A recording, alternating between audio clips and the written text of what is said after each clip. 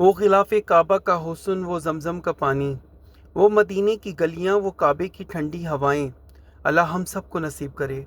आमीन सुम आमीन। दोस्तों आप भी कमेंट में आमीन कह दीजिएगा। दोस्तों सबसे पहले मैं रहमान के मेहमानों से ये बात करना चाहता हूँ कि हज 2025 पर आपके तकरीबन 3 से 6 जुम्मा हज पर आएंगे। दोस्तों हरम और मस्जिद नबी में जो जुम्मा होता है वो 12:40 के आसपास होता है, मगर दोस्तों अंदर प्रॉपर आपको जगह नहीं मिलती जुम्मा पढ़ने के लिए। तो आपको हरम तकरीबन सुबह 8 बजे से पहले जाना पड़ता है, तो इसके बाद अंदर जगह मिलना मुश्किल हो जाती है। तो या न्यू हरम में आपको जाना पड़ता है, वहाँ जाकर जुम्मा पढ़ना पड़ता है।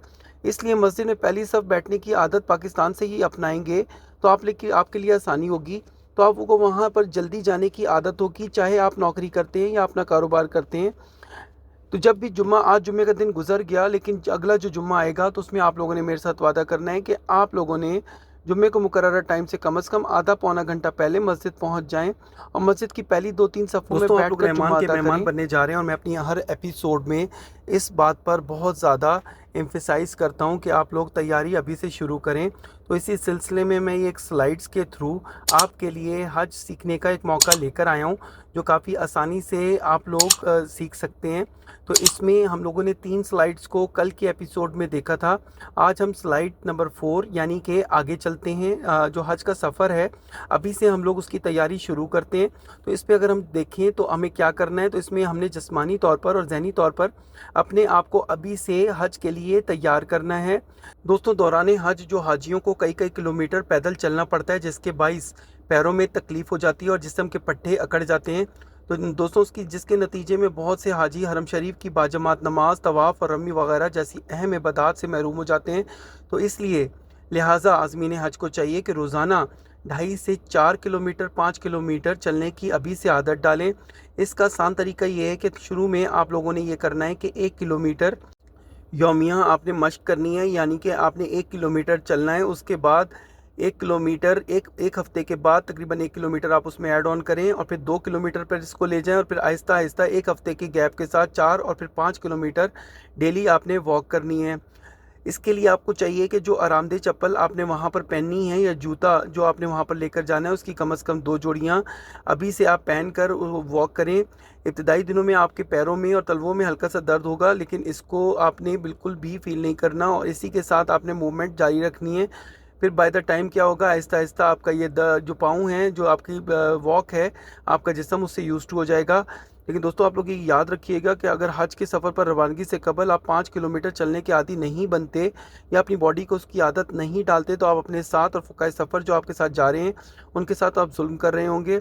अगर पैदल चलने की अभी से आदत आपने ना डाली तो हज तो किसी ना किसी तरह आपका हो जाएगा दोस्तों, मगर लाखों अरमान और हसरतें आपकी दिल में ही रह जाएंगी। लिहाजा आज़मीन हज आज ही से पैदल चलने की मश्क को शुरू कर दें। दोस्तों भूख रखकर आपने खाना खाना है, भूख रखकर आप लोग खाना खाएं और खाने के 20 मिनट बाद पानी पिएं। ये तो वैसे भी डॉक्टर्स यही मशवरा आप लोगों को देते हैं, तो ये तो वैसे ही आपको करना चाहिए, लेकिन चूंकि आप हज पर जा रहे हैं तो आपने इसको अपनी आदत बनानी है। लिफ्ट के बजाय सीढ़ियाँ इस्तेमाल करें। लिफ्ट ऑल्दो हर बिल्डिंग में मौजूद होती है, लेकिन उसमें इतना रश होता है और वहाँ पर अमूमन देखा गया है कि जेंट्स हजरात भी लेडीज़ का ख्याल नहीं करते, बुज़ुर्गों का ख्याल नहीं करते और धूस देकर और लिफ्ट को इस्तेमाल करने की कोशिश करते हैं और लेडीज़ बाज़ औक़ात रह जाती हैं, उनको सीढ़ियाँ इस्तेमाल करनी पड़ती हैं। तो मेरी अभी से आप लोगों को, जितनी भी लेडीज़ हैं, तो वो ये ना सोचें कि हम लिफ्ट इस्तेमाल कर लेंगे, लिफ्ट में बहुत रश होता है, तो आप लोगों को सीढ़ियाँ इस्तेमाल करनी पड़ेंगी। तो अभी से सीढ़ियाँ उतरने चढ़ने का आप लोगों ने अपने आप को आदी बनाना है। दोस्तों ये सबसे इम्पोर्टेंट बात जो मैं आप लोगों को बताने वाला हूँ अभी आगे, कि आपने गर्म मौसम के लिए तैयार रहना है। दोस्तों पिछली दफ़ा जो हज हुआ था उसके जो आफ्टर न्यूज़ थी, पोस्ट न्यूज़ थी, वो आप लोगों ने सुनी होंगी कि काफ़ी प्रॉब्लमेटिक ख़बरें हज से आ रही थी। अभी मैं वीडियो मेरे पास है तो मैं किसी अपकमिंग वीडियोस में अपलोड करूंगा, जिसमें वहाँ पर मेरे एक दोस्त हाजी भाई ने जो है अपना एक एक्सपीरियंस शेयर किया था, जो बिल्कुल मैं इस नीयत से आप लोगों के साथ नहीं शेयर करूंगा कि आप लोगों को मैं डराऊं, बल्कि इस नीयत से मैं शेयर करूंगा कि आप लोग उससे एक्सपीरियंस लें और फिर आज से ही उसके मुताबिक आप अपने हज की तैयारी को शुरू करें। एक मेरे भाई ने पूछा था कि मेरे फादर को मैं हज पे भेजना चाहता हूँ, मेरी इतनी सख्त नहीं कि मैं उनके साथ जा सकूँ। तो मेरे भाई मैं आपको ये मशवरा नहीं दूंगा कि उनको अकेला भेजें। आपके अगर बुज़ुर्ग हैं और चलने फिरने का उनको दुश्वारी है तो फिर ना भेजें। अभी से पानी ज़्यादा से ज़्यादा पीने की आदत डालिए।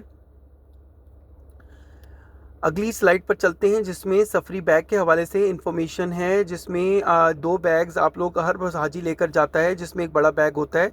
तो अमूमन हर जो फ़्लाइट होती है, हर एयरलाइन जो होती है, उसका जो वज़न का जो क्राइटेरिया होता है वो डिफरेंट होता है। वो 30 से 40 किलो के दरमियान ये वेरी करता है। लेकिन जैसे ये इन्फॉर्मेशन कंफर्म होगी फ़्लाइट्स की तरफ से या एयरलाइंस की तरफ से, तो मैं इस्लामिक इन्फो टीवी की तरफ से लेकर आऊँगा आपके लिए। तो आपने बिल्कुल चैनल को सब्सक्राइब ज़रूर करना है।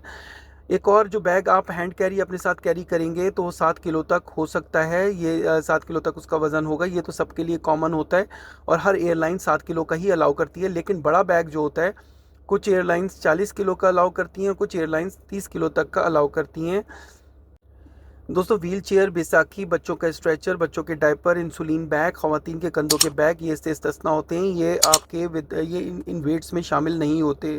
दोस्तों बैग पर आपने बड़ा सा अपना नाम लिखना है, परमानेंट मार्कर से पेपर नहीं लगाना। आपने बड़ा सा अपना नाम लिखना है, अपना जो आपका फॉर्म नंबर है वो आपने लिखना है। उसी नंबर से ही आपको ट्रेस किया जाएगा थ्रू आउट हज। तो आपने आपकी जो आइडेंटिटी है वो आपका नाम नहीं है, या आप याद रखिएगा, या आपका आईडी कार्ड नंबर आपका नहीं होगा, बल्कि जो नंबर अभी आपको फॉर्म पर अलॉट हो गया है यही आपकी आइडेंटिटी है और इसी से आपको ट्रेस किया जाएगा। तो ये नंबर आपने उसके ऊपर लिखना है। इसके साथ आपने अपना जो बिल्डिंग नंबर आपको आगे जाके अलॉट होगा तो वो बिल्डिंग नंबर भी लिखना है। आपने अपना हल्का नंबर भी लिखना है जो आपको अलॉट होगा। आपने अपना फ़ोन नंबर भी उसके ऊपर लिखना है और ये आपने हर बैग पर लिखना है। इसके अलावा मैंने पहले ही बता दिया कि पासपोर्ट की और वीज़ा की जो है वो आपने कॉपीज़ भी उसके बैग में अंदर रखनी है। पासपोर्ट नंबर भी लिख लें तो वो भी बेहतर है।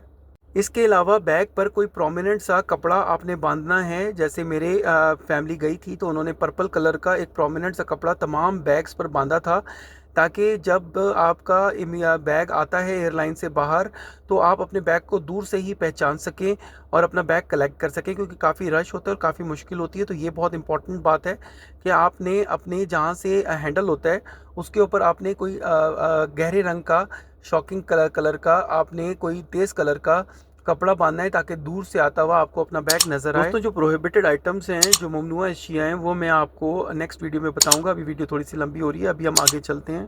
दोस्तों एप्लीकेशन स्टेटस के हवाले से बात कर लेते हैं। तो कल 5 दिसंबर तक जो एप्लीकेशंस का स्टेटस रहा तो टोटल 70,341 एप्लीकेशंस वजारत को मौसूल हुई, जिसमें 69,241 एप्लीकेशंस रेगुलर हज स्कीम के थ्रू वजारत को मौसूल हो चुकी हैं।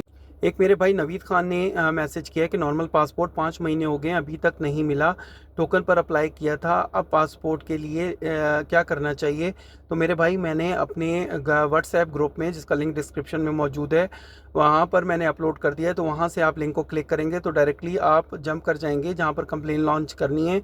तो आप वहाँ से जो है वो ले सकते हैं, लेकिन वहाँ से आप कंप्लेन लॉन्च कर दें।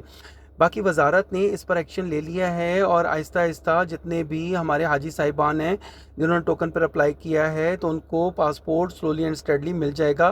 तो आप परेशान ना हो। मेरे एक और भाई हैं शहीर अमजद, उन्होंने कहा कि हमारी हज ऐप लॉगिन नहीं हो रही।